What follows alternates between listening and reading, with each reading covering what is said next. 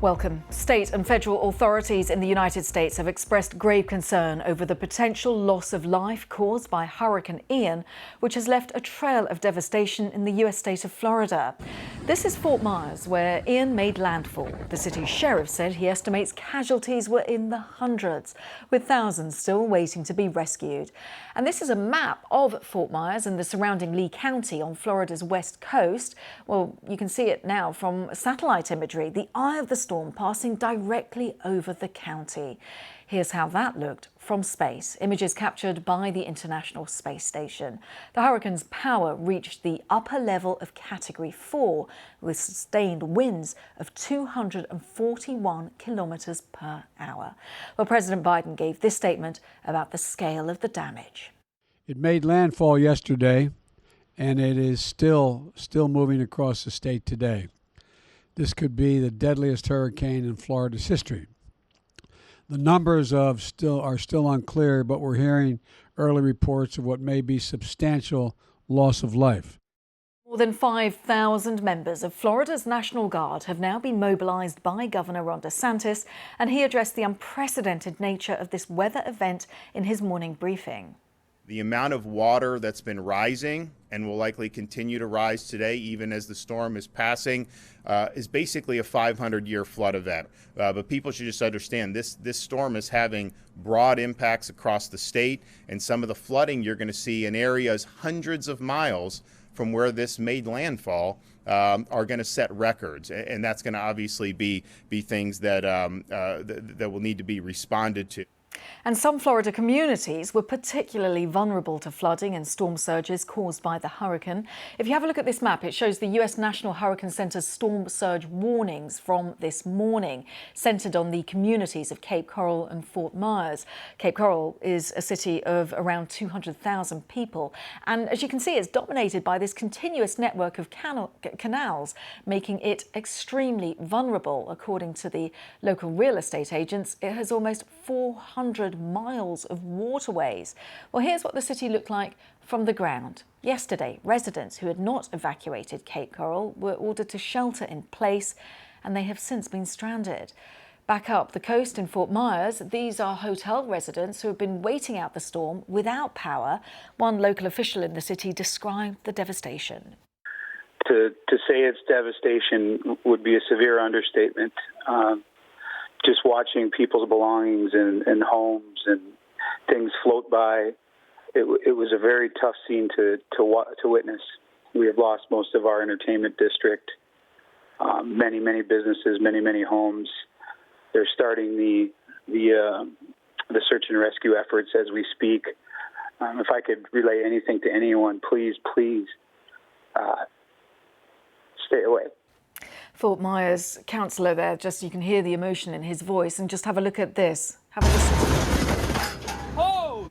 These are storm hunters, and they flew through the eye of this hurricane. And speaking after the flight, they said that this was the strongest storm they'd ever experienced. I guess the two things that really stood out for me, just from the perspective of flying through the storm, number one was the amount of turbulence that we encountered. That was the most that I had ever seen in 6 years of doing this, and I've flown a lot of major hurricanes over the last few years: Irma, Maria, Harvey, Laura.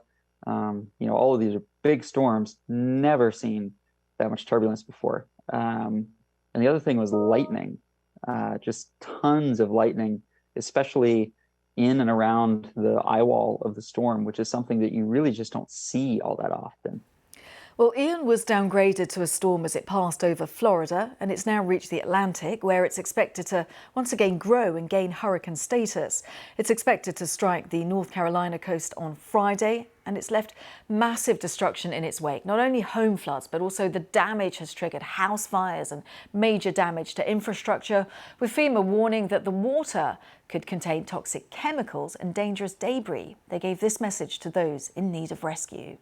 Yeah, we know, and we knew that there would be power outages, there would be cell phone outages, there would be other types of outages, and so people can call if they can call, and we're taking that information and prioritizing, but we don't need to wait for that.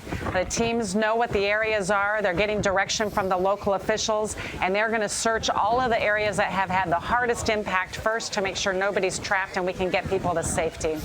Well, authorities across the state are now preparing for a massive search and rescue operation. They face huge obstacles. This is in Naples, just south of Fort Myers, where fire and rescue teams had to contend with the flooding of their own station and their own emergency response vehicles. But the city fire and rescue have made progress. This is one team dramatically rescuing a woman who was trapped inside her submerged car.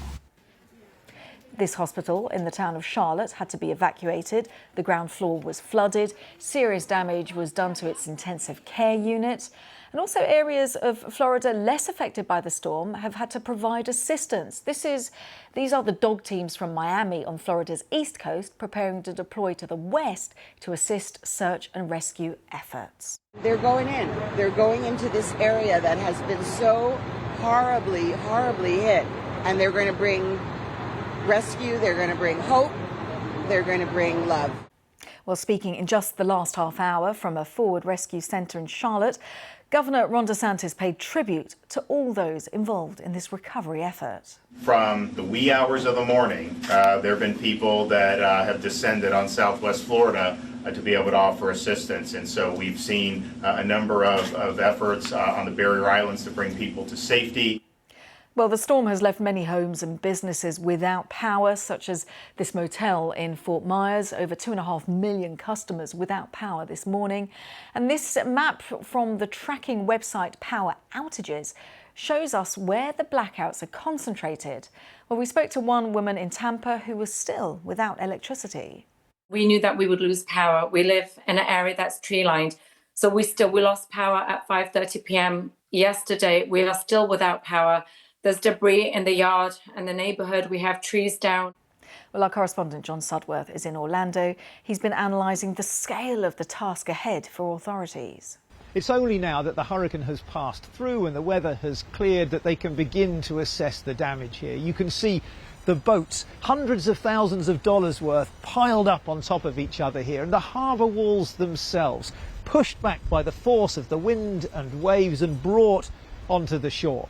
But the real focus of concern now is on the outlying communities, on islands cut off by collapsed bridges and causeways, where the authorities fear they could find even more devastation and potential loss of life.